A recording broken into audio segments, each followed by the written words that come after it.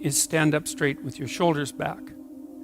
And rule 2 is treat yourself like you're someone responsible for helping. And number 3, which is very tightly associated with number 2, they're sort of variations on a theme, is make friends with those people who want the best for you.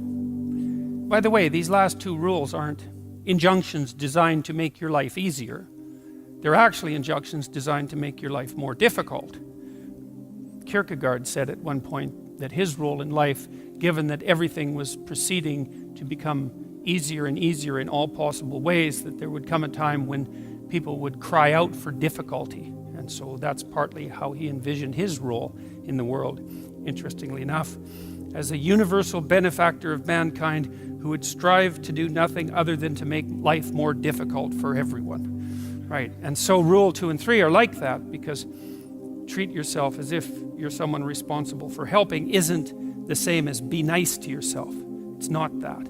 And to associate with people who want the best for you means that they get to demand the best from you. And that's also not an easy thing. Rule 4 is compare yourself to who you were yesterday and not to who someone else is today. And that's an injunction about envy. You need things that are above you because you need to do something worthwhile with your life. You need something to aim at, but one of the consequences of that is that you can become envious of people that you believe have attained more in a deserved or undeserved manner, and that can make you bitter. And so it's much better to compare yourself to yourself and to use yourself as the target for improvement and comparison. Rule 5 is don't let your children do anything that makes you dislike them. And the rule of thumb there is if you dislike them, then other people will.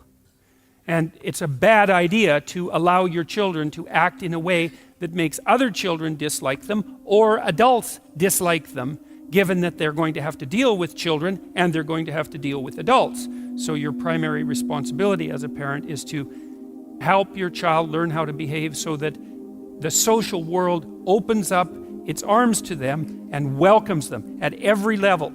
And you've done your job if you can manage that, and it's not a simple thing to do. Rule 6 is put your house in perfect order before you criticize the world. And that's not take no action for others until you have your act together. That isn't what the rule means. It means that bind your ambition with humility and work on what's right in front of you that you will suffer for if you get wrong before you engage in the large-scale transformation of other people. Rule 7 is do what is meaningful and not what is expedient. And I would say in some sense that's the core ethos of the book. Not exactly, because rule 8, which is tell the truth or at least don't lie, is a necessary conjunction to that, or a necessary additional element, because I don't think that you can pursue what is meaningful without telling the truth. And the reason for that is if you don't tell the truth, or let's say if you lie, which is an easier way to think about it, you corrupt the mechanisms, the instinctual mechanisms that manifest themselves as meaning, and then you can't trust them. And that's a very bad idea. So the fundamental reason to not lie is because you corrupt your own perceptions if you lie. And when you corrupt your own perceptions, then you can't rely on yourself. And if you can't rely on yourself, then, well, good luck to you. Because what are you going to rely on in the absence of your own judgment? You've got nothing if you lose that. Rule 8 is, as I said, tell the truth or at least don't lie. Rule 9, assume that the person that you're listening to knows something you don't. And that's not so much a mark of respect for the person, although it is that. It's a mark of recognition of your own unbearable ignorance. One of the things you have to do in life, you have to decide what's more important, what you know or what you don't know. First of all, there's a lot of what you don't know.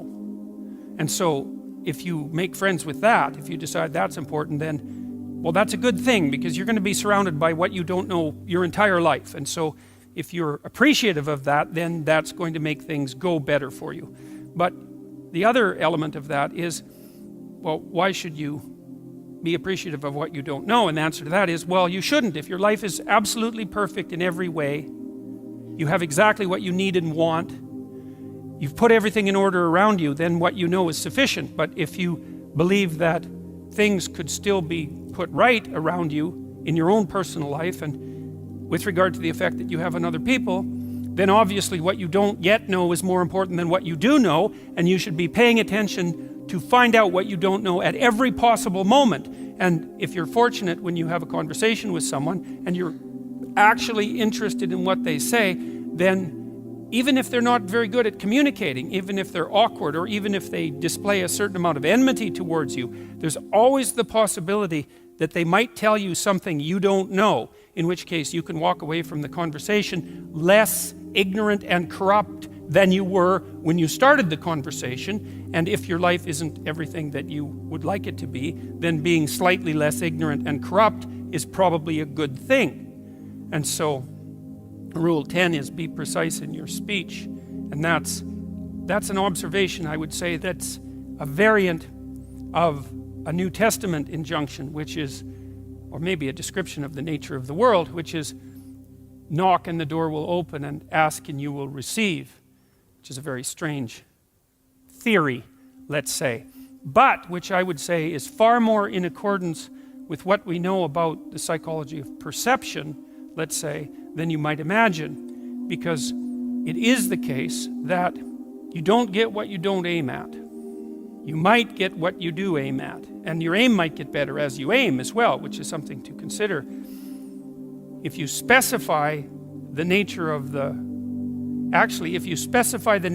being that you want to bring into being, then you radically increase the probability that that's what will occur. And of course you all know that because you regard yourself, at least to some degree, as active creative agents, right? Your fundamental attitude towards yourself, at least in the manner that you act towards yourself, is that you wake up in the morning and you have a landscape of possibilities that lay themselves open to you, and you make choices between those possibilities and determine in consequence how the world is going to manifest itself. So you confront a field of potential. That's a good way of thinking about it.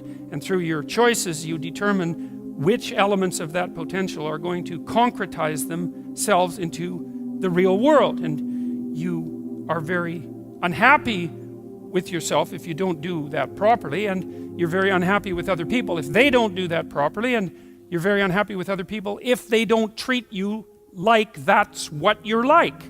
Because part of what you demand from people, let's say, in terms of sheer civility, is that they act towards you as if you're the locus of voluntary choice in a world of potential. And you upbraid each other for that as well. If you have children and parents, your parents will say to you, if you're fortunate, you're not living up to your potential, which is actually a compliment in a sense, even though it's also a judgment. And the compliment is, I know perfectly well that you could be more than you are. And you'll hang your head if you have any sense, and you'll think, like you think in relationship to your own conscience, that yes, I have a lot of potential that I'm not fully realizing, and that actually constitutes a transgression against the good. And I don't think I've ever met anyone who doesn't believe that. If you have a reasonable conversation with them, it just seems self-evident. I mean, maybe now and then you meet someone who's narcissistically self-satisfied, but then they're narcissistic, and that's not good. That as a medium to long-term strategy, that's a catastrophe. That ends in disaster.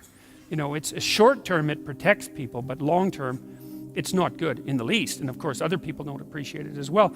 Rule 11 is don't bother children when they're skateboarding. And that's actually a discussion of courage, of encouragement more specifically, because I've been trying to understand, for example, what role parents play in the lives of their children. And I would say this is a role that is of fundamental importance, as well as attempting to guide your children so that they act in a socially desirable manner so that the world opens itself up to them. You also want to encourage them, which is not the same as sheltering them. It's not the same at all. And to encourage someone is to say something like, or to act out something like, look, kid, the world's already difficult, because the world isn't easy for children any more than it's easy for adults. The difficulties are, they're not the same. They're child-sized difficulties, but they're still difficulties. The world is a very hard place, and it's a bitter place in many ways. And it's not only a hard and bitter place, it's also touched with betrayal and malevolence. And that's the fundamental bottom line. But there's something in you that is capable of taking that full on and transcending it. And that's encouragement. You say, well, as difficult as things are, you're up to the challenge.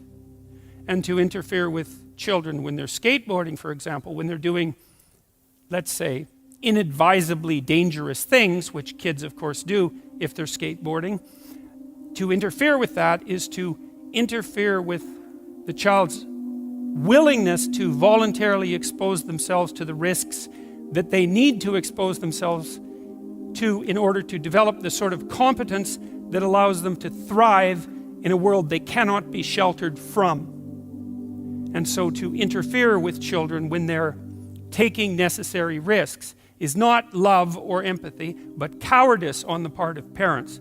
And it's deeply damaging to children. And I can tell you, as a clinical psychologist, I've never had a client come to my office. In all the hundreds of encounters I've had with people in my office, I've never had a client say, my parents made me too independent. That hasn't happened once. Right, now, my parents made me too dependent, or I conspired with my parents to perpetuate my dependence. That happened all the time. So there's a rule of thumb, which I think is a good one, which I believe is often applied in nursing homes by people who work in nursing homes, which is of course a very difficult job. And the rule is, do not do anything for anyone they can do for themselves.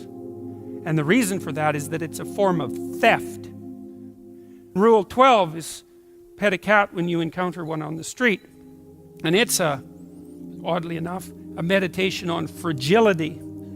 It's a discussion of what you do when you don't know what to do. And that's really when things have gone badly for you, when you face a terrible tragedy in your own personal life or in your familial life, or perhaps even in the life of your community, when things come crowding in at you too quickly.